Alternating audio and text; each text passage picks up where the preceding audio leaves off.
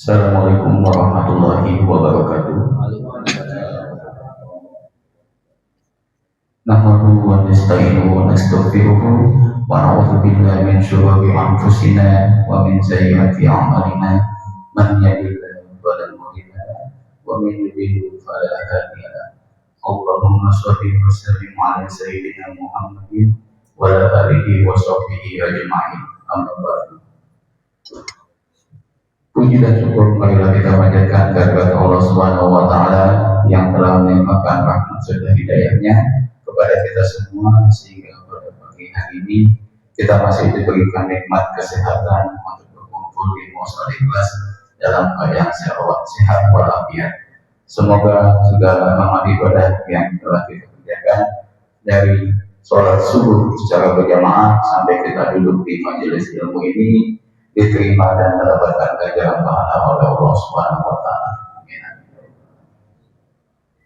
Tidak lupa juga salawat serta salam semoga senantiasa selalu tercurah kepada baginda Nabi besar Nabi Muhammad sallallahu alaihi wasallam beserta keluarganya, para sahabatnya dan seluruh umatnya yang istiqomah mengikuti sunnah beliau hingga akhir zaman, dan semoga doa kita semua termasuk ke dalam golongan yang mendapatkan syafaat beliau di yaumil qiyamah. Amin amin ya rabbal alamin. Jemaah musola ikhlas yang kami hormati, sebelum memulai kajian pada pagi hari ini, izinkan kami dari BKM menyampaikan beberapa maklumat.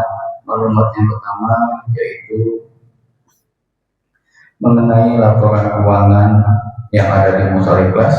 Laporan pertama yaitu untuk laporan kas DKM musola ikhlas pada pekan ketiga di bulan Juni 2026.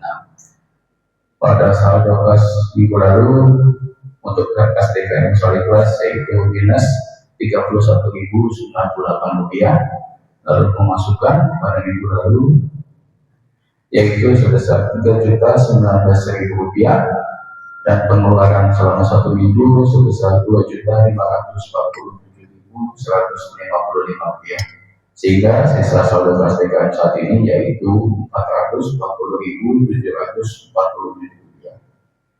Lalu untuk laporan kedua mengenai Baitul Mal tanggal 18 Juli 2026, saldo pemasukan sebesar Rp2.499.223, lalu pengeluaran sebesar Rp1.510.000,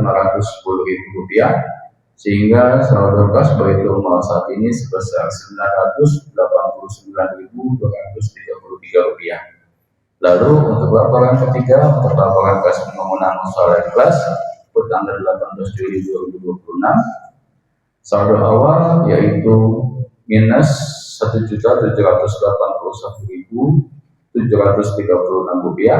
untuk penerimaan Rp0, pengeluaran Rp0, sehingga saldo akhir saat ini untuk laporan pembangunan musola ikhlas yaitu minus Rp1.781.736.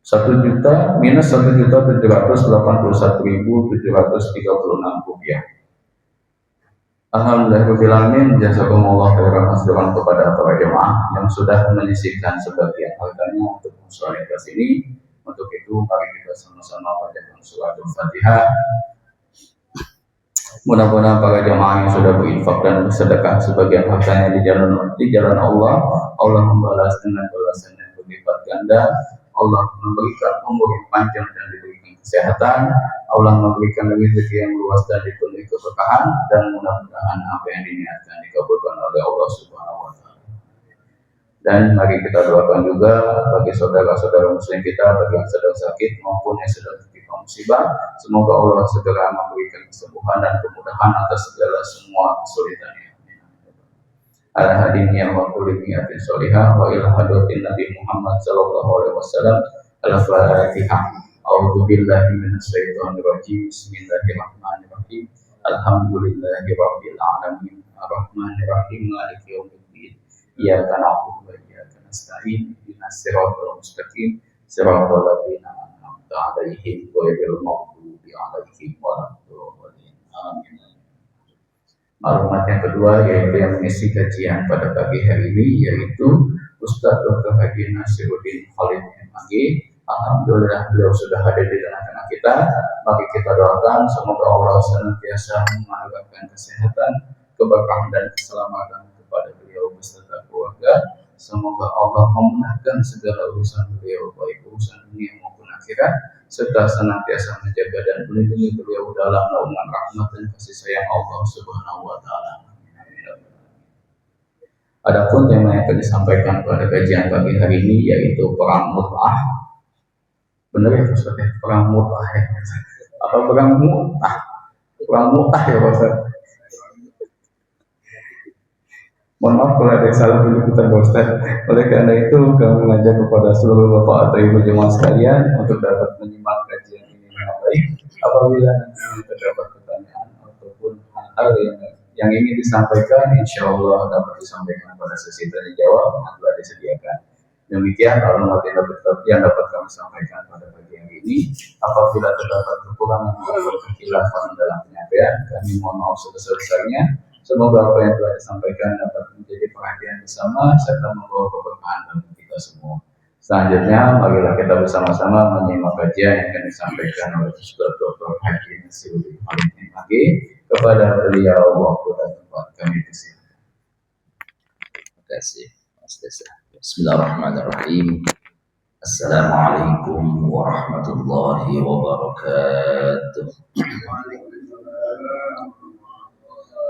Alhamdulillahilladzi arsala rasulahu bil huda wa dinil haqq liyudhhirahu 'ala ad-dini kullihi wa kafa billahi shahida. Asyhadu an la ilaha illallah wahdahu la syarika lahu wa asyhadu anna sayyidina Muhammadan 'abduhu wa rasuluh.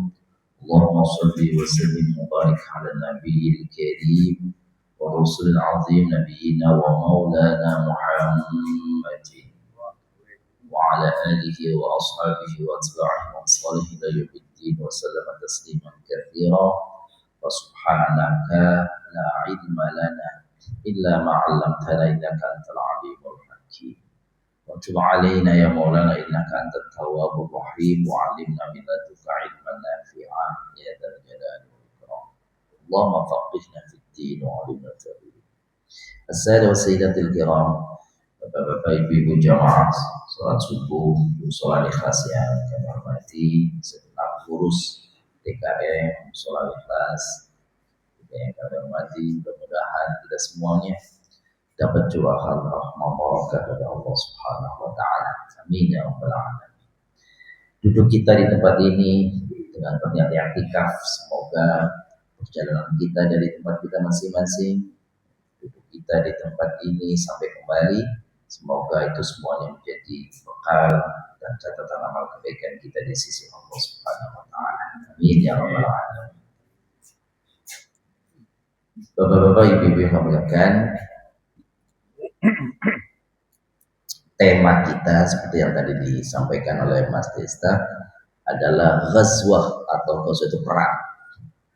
Jadi perangnya itu menyebutkannya itu yang betul perang Mu'tah, ya. Jangan sampai kebalik perang Mu'tah. Dua-duanya bisa perang juga sih. Yang kedua ini perang bubat di sini. Kalau Mu'tah itu nama tempat di sekitar Syam, kalau Mu'tah itu nikah sementara yang ada di sebagian keyakinan orang-orang Syiah itu nikah namanya nikah mut'ah. Konon katanya kalau kita di Indonesia itu nikah kontrak. Nikah kontrak. Nikah bisa diam-diam bisa terang-terangan. Itu tergantung. Jadi nikah dengan kesepakatan waktu sebulan, 3 bulan, ya kayak kontrakan aja gitu. Setahun. Setelah selesai, ya udah bubar begitu aja. Iya, masuk hotel setelah keluar. Wah, ini ada yang tahu detail dan seterusnya. Nah, itu namanya mut'ah. Kalau yang sedang kita bahas mu'tah, jadi berbeda gitu ya. Mirip-mirip sih gitu ya. Baik Bapak-Bapak yang muliakan. Selama ini sudah kita pelajari, kita baca, kita dengar bersama, ada perang Badar, perang Uhud, perang Bani Mustalik, perang Khaybar, perang Qainuqa, dan sebagaimana perang. Semuanya itu peperangan Nabi dengan orang-orang yang berada baik dari Mekah, orang-orang kafir Quraisy Mekah, atau orang-orang yang berada di sekeliling kota Madinah. Khaybar itu di luar Madinah, tapi tetangga Madinah.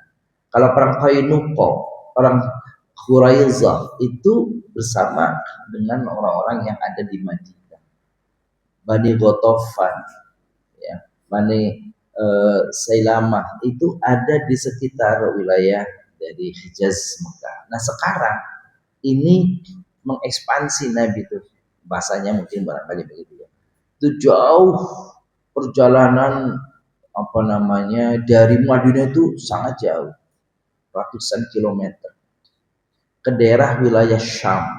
Syam itu kalau sekarang dekat-dekatnya Palestina.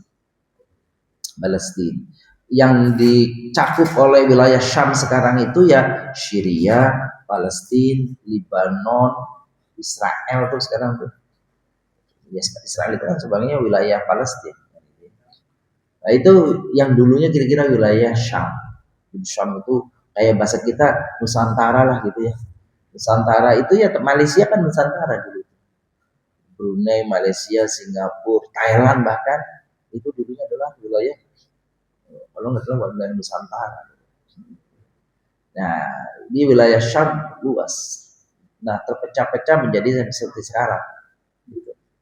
Nah, bagaimana itu peristiwa-peristiwa perang namanya Mu'tah itu, kita pada kesempatan kali ini mudah-mudahan tercerahkan kita bersama, sama-sama kita juga belajar membaca sama-sama. Baik Bapak ya kan. Peristiwanya kapan terjadi?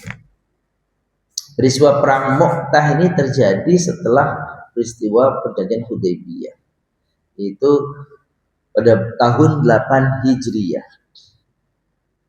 8 Hijriyah ini nanti ada peristiwa yang setelah ini kita akan bicara, itu peristiwa Fathu Makkah. Itu juga tahun 8 Hijriyah.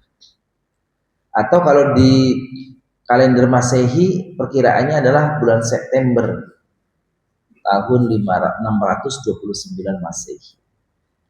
Jumadal Ula. Kalau sekarang kita tahun Hijriah bulan apa Pak? Sekarang Ibu, sekarang masuk bulan apa kita sekarang?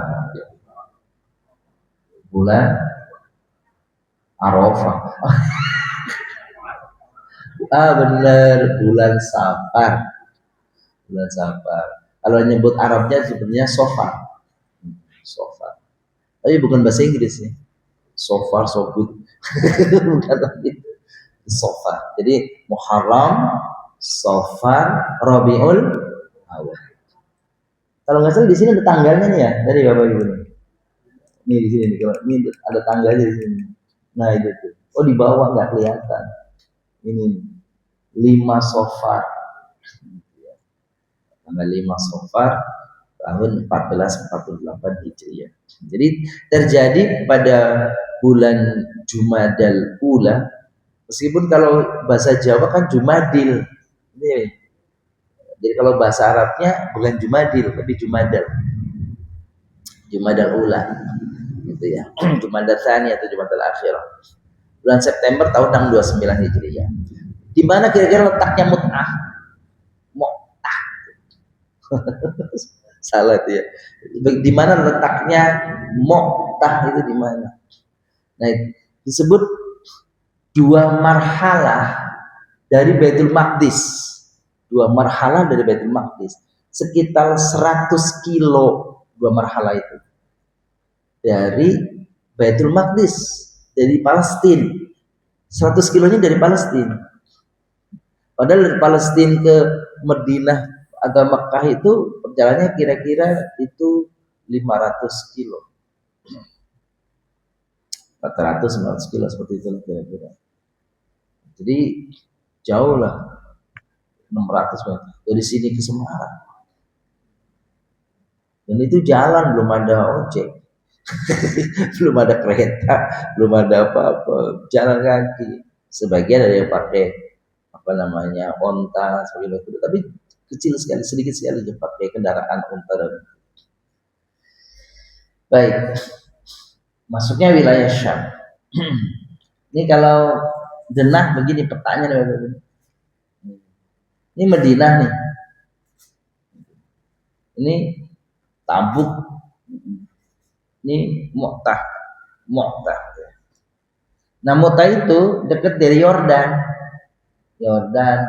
ibu kotanya kan aman deh. Naik sedikit ini Israel, sebenarnya bukan Israel, Palestina, ya, mereka merampas.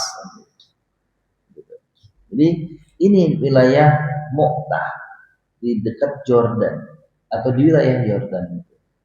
Ini Israel, Palestina, Lebanon, Syria, ini Syam. Ini Mekah, Taif, Abha. Ini bapak-bapak, ibu-ibu di Saudi itu jangan kira semuanya gersang, perbukitan, padang pasir. Ada wilayah negeri Saudi Arabia itu yang wilayahnya dingin, sejuk sepanjang masa, sepanjang tahun, dingin kayak puncak. Itu namanya Abha. Ini bapak ibu, Abha deket Yaman. Memang Yaman kan ya dingin, gitu ya. Jadi Abha ini tempat wisatanya orang-orang Saudi itu namanya Abha. Tapi kayaknya lebih senang ke puncak gitu. Lebih senang ke puncak, ke Bogor situ, Cisarua, Cipanas gitu ya. Kayaknya Mas Desta ini tahu tuh menelusuri itu ya. Maka Cipanas itu ini kata orang dari Cipanas sana itu banyak anak kecil-kecil lahir di Cipanas wajahnya wajah Arab. Wajahnya wajah Arab kan gitu ya. Berarti gimana tuh Pak Sulis tuh? Kan itu karena adanya mut'ah. Itu. Jadi itu baru itu namanya adanya mut'ah. Itu di Cipanas banyak anak kecil-kecil wajahnya Arab karena terjadi mut'ah. Kalau ini perang mut'ah gitu. Baik, kita lanjutkan. Nah, termasuk ghazwah atau syariah nih peristiwa Mu'tah ini. Saya juga sering keliru tuh, nyebutnya tuh refleks aja tuh. Padahal Mu'tah. Apa itu ghazwah, apa itu syariah? Ghazwah itu peperangan yang Nabi ikut di dalamnya. Itu namanya ghazwah. Kalau syariah Nabi nggak ikut. Kalau Nabi nggak ikut namanya syariah. Ini Nabi ikut nggak pada waktu Mu'tah ini? Nabi nggak ngikut. Berarti syariah dong. Harusnya syariah namanya. Tapi para ahli sejarah nyebutnya ini ghazwah. Kenapa ini sebutnya ghazwah padahal Nabi tidak ikut? Nanti kita lihat Bapak Ibu dalam perjalanannya itu nanti. Bagaimana tuh peristiwa itu Nabi nggak ikut tapi seperti Nabinya ikut. Itu karena besarnya pasukan nih kaum muslimin ini dari dibanding sebelum-sebelumnya maksudnya. Dibanding sebelum-sebelumnya ini besar jumlahnya nih. Jumlahnya itu 3.000. Dibanding sebelum-sebelumnya ini pasukan besar. Ini perang Mu'tah ini tidak diikuti oleh Nabi Rasulullah, namun karena jumlahnya sangat besar maka disebut ghazwah. Seberapa besar pasukan yang ada baik kalangan orang-orang kafir dan orang-orang muslim. Jadi kali ini perang Mu'tah itu tidak berhadapan orang musyrik, enggak. Musyrik dalam artian musyrik Mekah, enggak. Ghazwah Mu'tah ini pertama kali peperangan antara kaum muslimin dan orang Nasrani, orang Katolik. Ini perang pertama nih dalam sejarah umat Islam berhadapan dengan Nasrani. Penyebab perang apa? Sebabnya sebenarnya Bapak Ibu yang kami muliakan, penyebab perang itu jauh sebelumnya nih, beberapa tahun sebelumnya. Yaitu ketika Rasul mengirim surat kepada raja-raja yang ada, raja-raja dunia, ke Mesir, Mekaukis, ke Iran, Kisra, ke Romawi, bahasa Romawi itu ke Heraklius. Nabi mengirim surat diantaranya ke penguasa besar waktu itu adidaya, itu ke Heraklius. Tapi apa yang terjadi? Surat Nabi itu dikoyak-koyak. Sebut namanya nggak ada.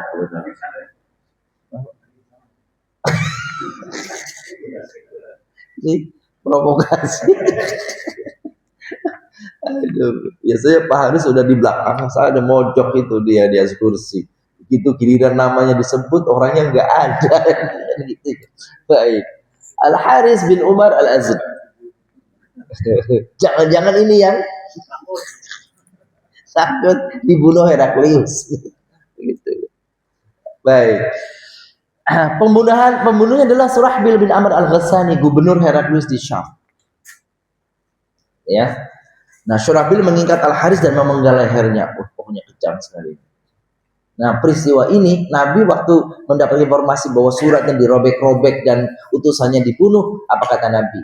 Kelak nanti Heraklius itu dan bangsanya akan dirobek-robek seperti dia merobek-robek suratku. Dan itu nanti terjadi tuh. Dia di masa Umar bin Khattab tapi ya, itu terjadi.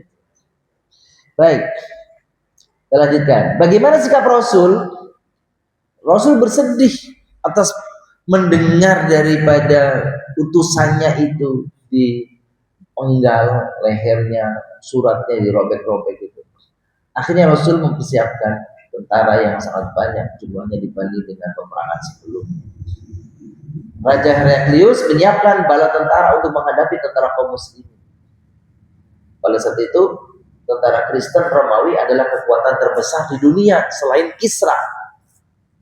Jadi kalau Kisra itu kalau sekarang itu Iran, kalau Kaisar itu Syam. Itu sekarang adalah wilayah Yordan. Dulu belum ada Yordan, dulu belum ada Libanon, belum ada. Dulu wilayah itu namanya Syam. Keselatannya wilayah namanya Hijaz. Hijaz itu sekarang Saudi Arabia, Mekah, Madinah itu terus Kuwait itu Hijaz. Rasulullah sedih. Rasulullah mengumpulkan bala tentara. Pada Raja Heraklius juga demikian. Perbandingan tentara yang akan berperang nih, bapak-bapak, ibu-ibu, coba kita bandingkan. Perbandingannya seperti ini. Ini tentaranya orang-orang Romawi, ini tentara Muslim. Orang Muslim, terlalu kecil sih gambarnya. Orang Muslim, orang tentara Romawi jumlahnya 200.000. Sementara tentara Muslim jumlahnya cuma 3.000. Jadi 10%, lebih dikit, 12%. Tuh, 3.000 melawan 200.000. Luar biasa. Jadi peperangan besar yang dikenal di dalam sejarah Islam namanya perang Mu'tah. Kekuatan musuh itu seperti apa? Kira-kira uraiannya yang 200.000 ya. 200.000 sama 3.000. Nih 100.000 dari kalangan tentara Romawi dan 100.000 lain adalah bala tentara gabungan dari wilayah-wilayah sekitarnya yang memusuhi Nabi. Ya, itu Bani Bakar, Bani Laham, Bani Juzam. Ini yang dari awal memang memusuhi Nabi. Itu kekuatannya 200.000 seperti itu orang-orang Romawi. Akhirnya Nabi memilih panglima perangnya.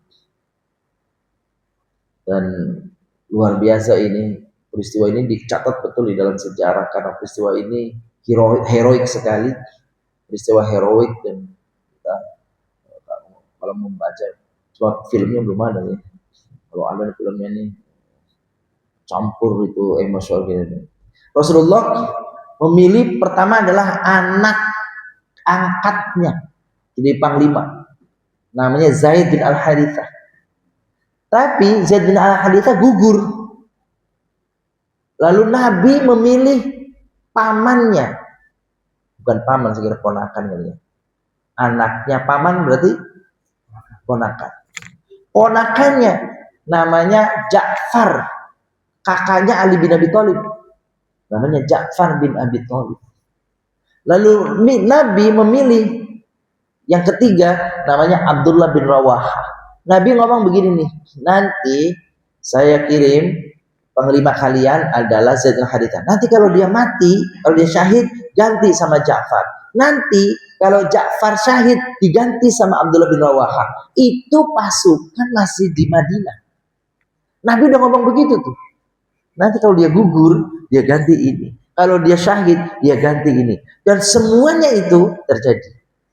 Jadi dia ditakdir bahwa kamu akan mati, kamu akan mati. Kira-kira kalau kita begitu, jalan nggak Pak? Kalau kita disuruh, kamu jadi panglima, nanti kalau kamu terbunuh, kamu kan? Kira-kira kita gimana tuh ya? Waduh, nggak jadi deh, saya nggak jadi panglima, mau lah, pergilah kan gitu.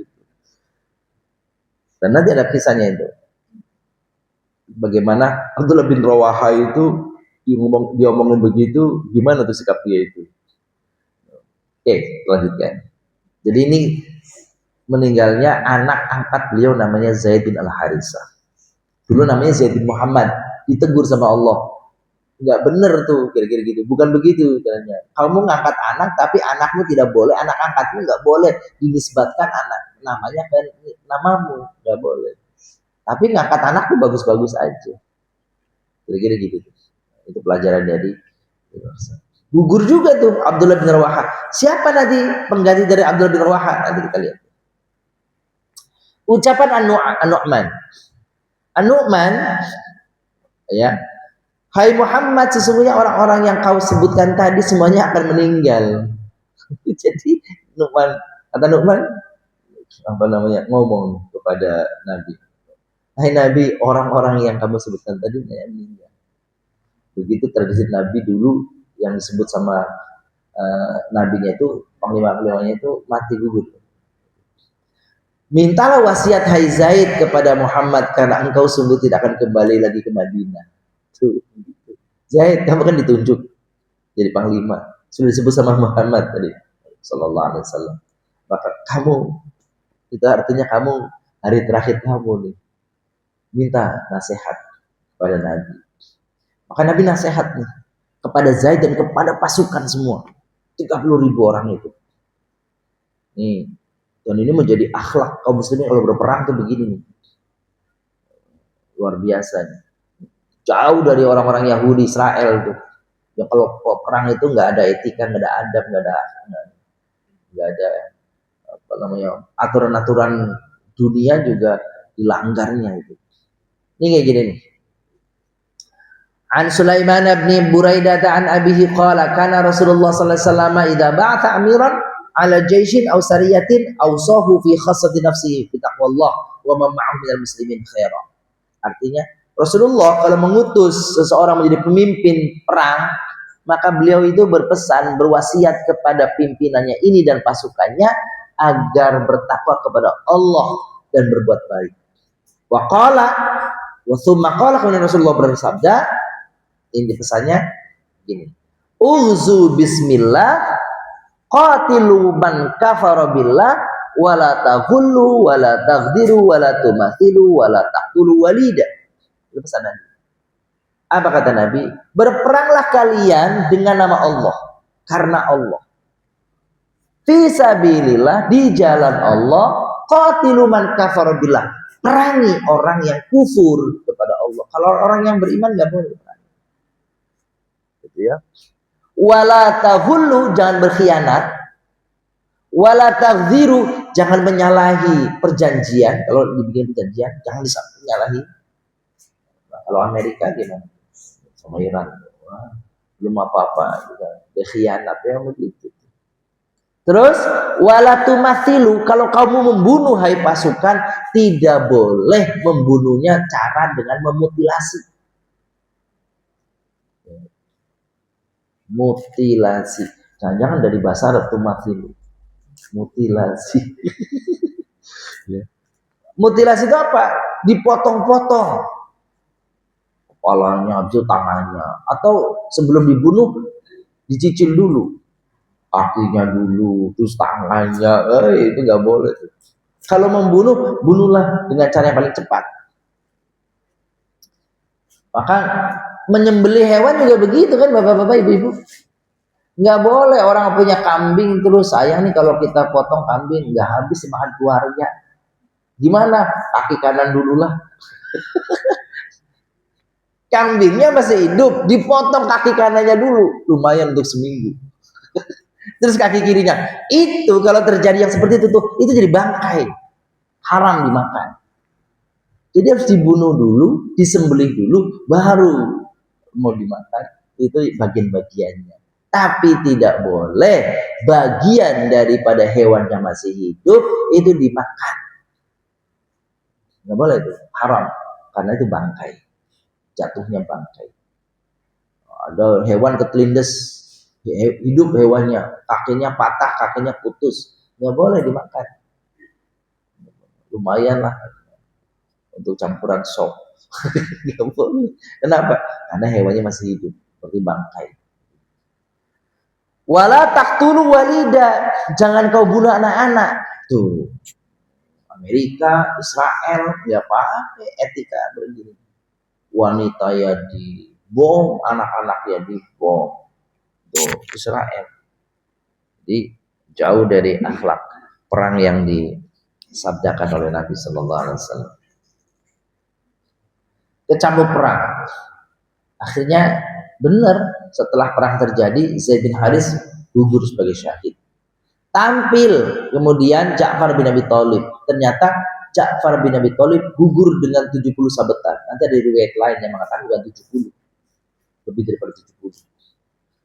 Dan tusukan tombak serta kedua tangannya terpenggal, gugur sebagai syahid. Abdullah bin Rawaha pun gugur. Yang ketiga nih gugur juga. Akhirnya dalam keadaan tidak ada panglima nih, gugurnya Abdullah bin Rawaha, apa yang terjadi nih? Ya. Dan tiga-tiganya ini akhirnya dikubur satu lubang. Jadi mengubur satu lubang itu boleh tuh. Itu peristiwanya Rasulullah kalau lagi perang, terus kemudian gugur syahid nih, maka orang-orang yang dulunya akrab dekat itu, besti lah kalau bahasa kita tuh, bestinya tuh, dikuburnya satu lubang. Dikubur satu lubang. Gitu. Jadi kalau sekarang ada orang bertanya, boleh nggak menguburkan satu lubang? Boleh. Gitu. Karena itu terjadi di masa lalu. Nah, dalam ketiadaan panglima perang seperti ini nih, maka apa yang terjadi? Maka muncullah panglima baru. Setelah gugurnya Abdullah bin Rawaha, bendera dipegang oleh Sabit. Bendera itu, panji itu, kalau panji itu jatuh, itu berarti kalah. Lalu Sabit mengajukan Khalid, karena Sabit ini sebagai pembawa bendera, dia nggak sanggup memimpin, maka dia serahkan Khalid bin Walid untuk memimpin pasukan. Maka pasukan setuju. Padahal Khalid bin Walid kan bulan lalu kita baru bahas masuk Islam. Jadi baru berapa bulan masuk Islam, beberapa bulan saja masuk Islam dia. Gitu. Tapi sebelum dia masuk Islam memang dikenal sebagai seorang komandan perang, ahli strategi perang. Waktu dia memusuhi Nabi juga dulu dia setelah sebagai komandan perang orang musyrikin. Nah sekarang diangkat Khalid bin Walid. Akhirnya karena sepakat pasukan semuanya sepakat, akhirnya Khalid bin Walid menyetujui. Dia mau. Ya. Strategi Khalid bin Walid. Nah ini dia. Setelah diserahi tugas sebagai panglima, dia menyusun strategi. Karena dia ahli strategi perang. Menyingkir dan mundur untuk kemudian kembali menyerang. Jadi begitu 3.000, 30.000 melawan 200.000. Ibarat kata ini di kepung aja habis sudah. Jauh sekali kan. Akhirnya Khalid begitu diserahi jadi komandan, dia menjadikan taktik perangnya itu dia mundur, dianggapnya kalah, tapi sebenarnya mundur untuk menyerang balik. Persis pada peristiwa itu, perang Uhud. Perang Uhud kan dianggap udah kocar-kacir tuh, mundur tuh. Tapi begitu dia mundur, dia melihat celah tuh pasukan pemanah itu turun dari bukit, lalu dia pukul balik dari belakang dan akhirnya pasukan Islam yang kocar-kacir. Jadi mundur untuk maju, strateginya begitu. Strategi itu juga main bola tuh Argentina gitu. Sepanjang-panjang jalan itu, nih saya bilang tadi di masjid waktunya azan belum azan, jangan-jangan yang azan masih nonton bola ini. Gitu yang di jalan itu. Wah, di warung mana pada nonton bola tadi pagi ya. Mas Desa nonton nggak? ada orang yang nggak bisa nahan untuk ngantuk ngapain kan gitu ya. Baik. Selanjutnya, musuh menganggap kaum muslimin gitu ya, datang dengan bala bantuan yang banyak. Karena dia mundur secara bertahap, dia datang. Secara mundur, dia datang, dianggap dia ini pasukan baru. Padahal pasukan lama cuma strateginya begitu tuh. Datang baru begitu. Datang dari bawah bukit turun, datang dari bawah bukit turun. Wah, datang balang bantuan. Ini yang menjadikan akhirnya pasukan Romawi itu tentaranya mulai ngeri, takut. Tentara Kristen kewalahan dan mereka dikalahkan akhirnya. Oke, strategi Khalid bin Walid. Nah ini diulas lagi nih. Mengubah posisi pasukan pada malam hari agar tampak seperti bala bantuan telah datang. Jadi ada diceritakan juga Khalid bin Walid menyuruh pasukannya baris bagi misalnya 500 orang itu muter menderu pasir itu sehingga debu dan pasir itu ke atas membuat kayak istilahnya itu kayak badai begitu. Jadi dianggapnya wah ini pasukan baru, di sana bikin, di sana bikin. Jadi naik itunya itu pasirnya itu ke atas itu seakan-akan jadi datang pasukan yang baru besar jumlahnya, padahal itu aja. Itu strategi perang. Gitu ya. Baik. Mengatur ulang formasi sehingga musuh mengira pasukan muslim mendapatkan kekuatan baru. Melakukan serangan terbatas lalu menarik pasukan secara teratur. Begitu tuh. Kick. Orang bilang serang balik. Begitu caranya. Strategi ini berhasil menyelamatkan mayoritas pasukan muslimin dari kepungan musuh. Pada keberhasilan itulah kemudian Khalid bin Walid digelari Saifullah, pedang Allah. Jadi kalau ada orang namanya Saifullah, itu gelar Khalid bin Walid. Ya. Di sini ada Pak Saiful? Tidak ada ya.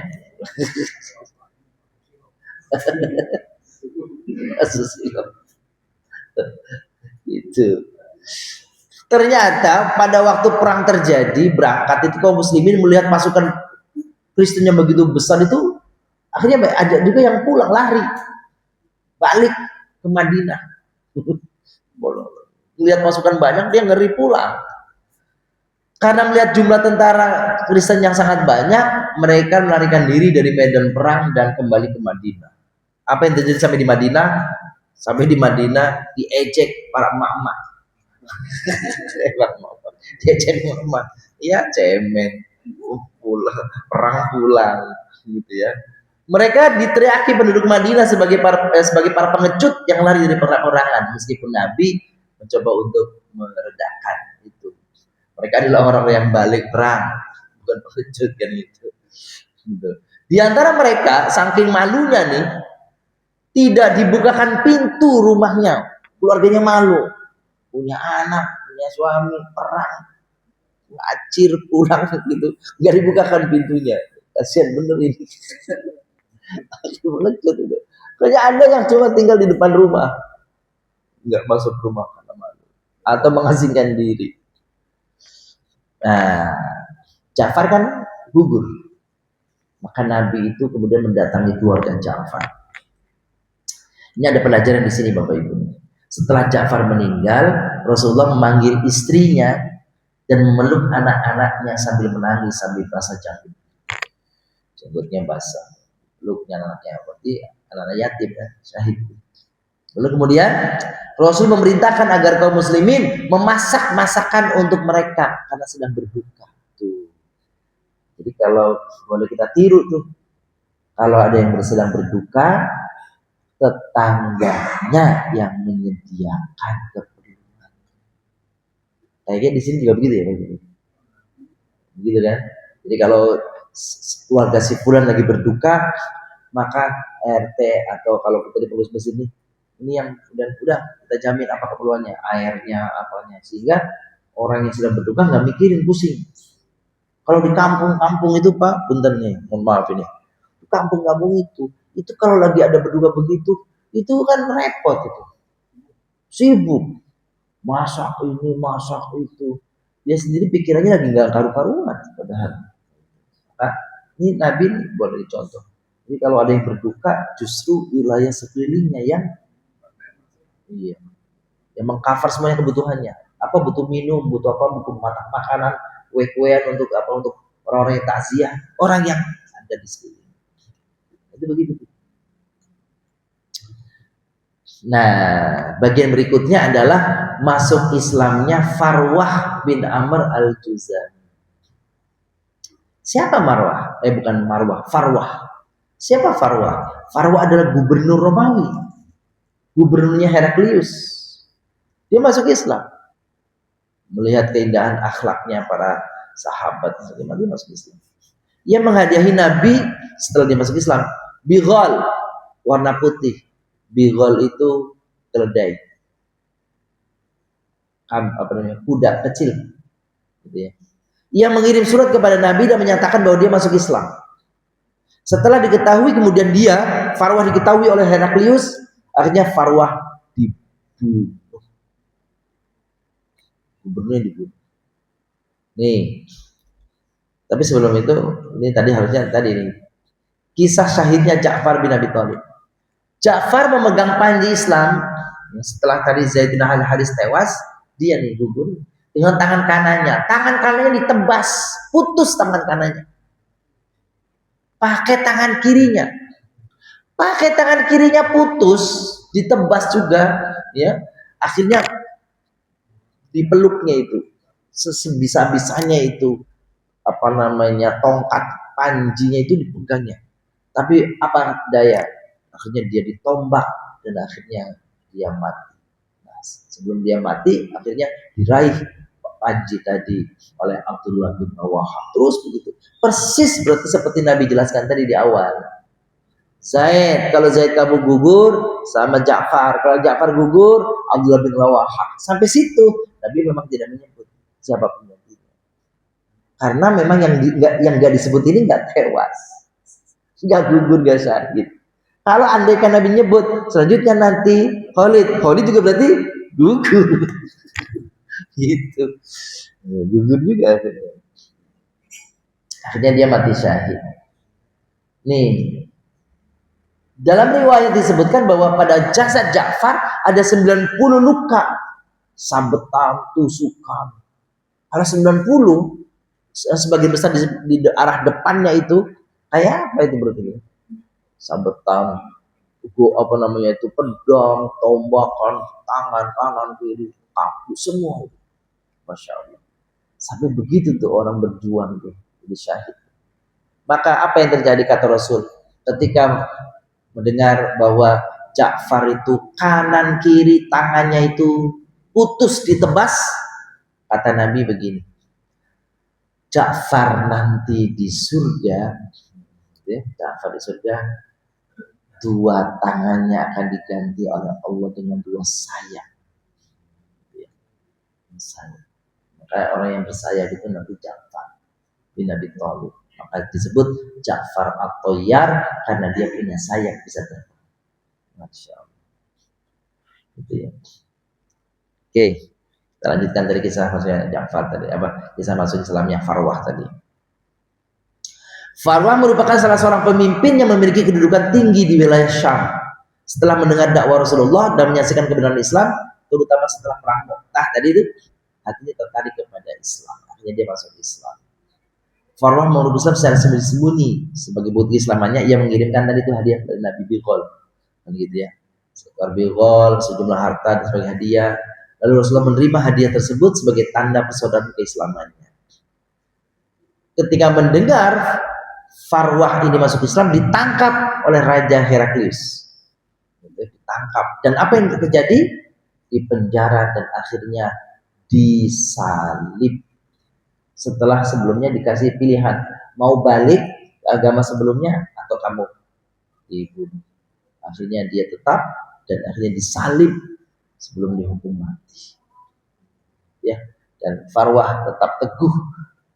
Saya nggak akan goyah, meskipun saya harus dibunuh, saya tetap dalam Islam atau dalam iman. Akhirnya wafat sebagai syahid. Farwah kemudian dihukum mati dengan cara disalib di dekat mata air Afrah di wilayah Palestina. Sebelum dieksekusi, ia mengungkapkan keteguhannya terhadap Islam melalui syair yang menunjukkan bahwa ia rela mengorbankan nyawanya demi menjaga keimanan. Saya nggak masalah dibunuh, saya nggak masalah disalib, saya nggak masalah mau diapapun, tapi keimanan saya tetap dalam keislaman dan keimanan. Wah, hebatnya. Lalu kan pejabat ini, gubernur. Karena wafat mempertahankan agamanya, para ulama menyebutnya sebagai salah seorang syuhada pada masa Rasulullah Shallallahu Alaihi Wasallam. Nah, terakhir dari kajian ini Bapak Ibu yang muliakan, beberapa mujizat Nabi Shallallahu Alaihi Wasallam. Jadi Nabi, Bapak Ibu, ketika perang berkecamuk di Syam antara Mu'tah di Mu'tah maksud saya, antara kaum muslimin dan kaum Nasrani, itu Rasulullah di Madinah menceritakan seperti orang lagi live streaming. Nabi menceritakan ini sekarang berkecamuk. Sekarang Zaid bin Haris meninggal, wafat, gugur. Gak lama kemudian Rasulullah ngomong, sekarang Ja'far bin Abi Thalib gugur. Sekarang terus begitu diceritakan kepada sahabat-sahabat yang ada di Madinah, yang gak ikut serta karena sakit dan macam-macam. Dan begitu sampai dengan Abdullah bin Rawahah gugur, Rasul mengatakan sekarang panji dipegang oleh Khalid bin Walid. Tapi ngomongnya Khalid bin Walid itu nanti lagi berkecamuk setelah pasukannya berangkat. Waktu pasukannya belum berangkat, Nabi nggak jemput Khalid. Sebab tadi kalau disebut di awal, gitu Bapak Ibu. Kalau Nabi berada di Madinah, ini kan mukjizat. Jadi Jibril bisikin terus, kira-kira gitu. Ya. Nabi mengetahui penunjukan Khalid bin Walid. Dan itulah kemudian Khalid dijuluki sebagai Saiful. Inilah saya kira tentang perang Mu'tah yang terjadi di tahun 8 Hijriah antara kaum muslimin dengan orang-orang Nasrani, Romawi, orang Katolik. Itu sementara kami cukupkan sebagai informasi awal. Kami cukupkan. Walhamdulillahirabbil alamin. Demikian kajian yang telah disampaikan oleh Ustaz Dr. Haji Nasiruddin Khalid Maki. Jika ada pertanyaan dari Bapak atau Ibu jemaah terkait materi yang tadi disampaikan, kami persilakan.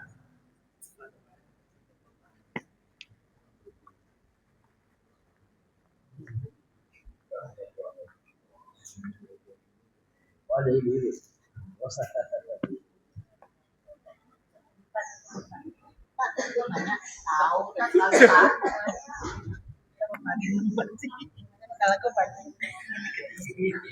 Assalamualaikum Pak Ustadz.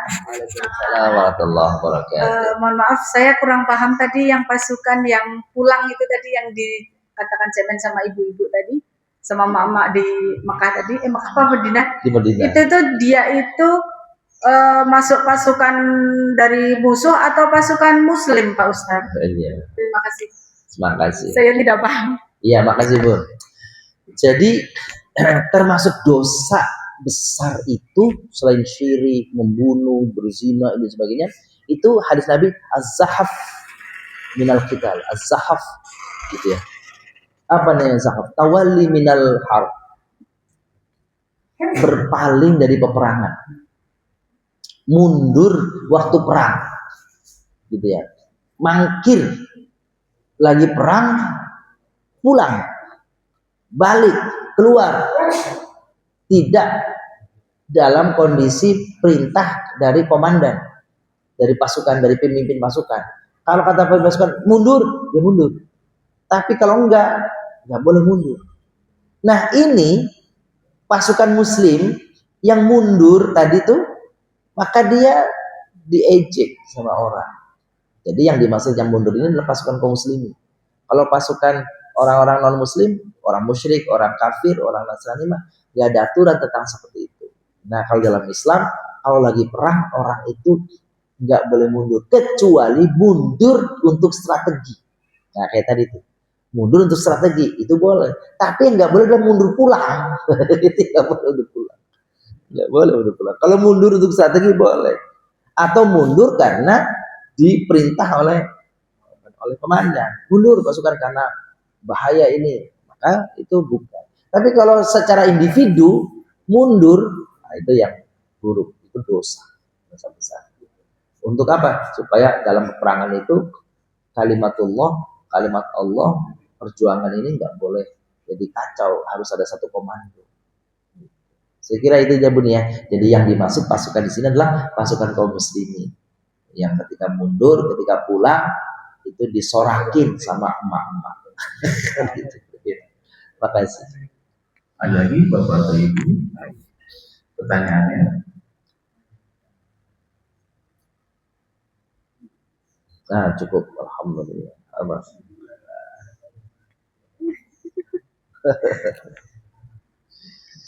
Saya boleh izin tanya?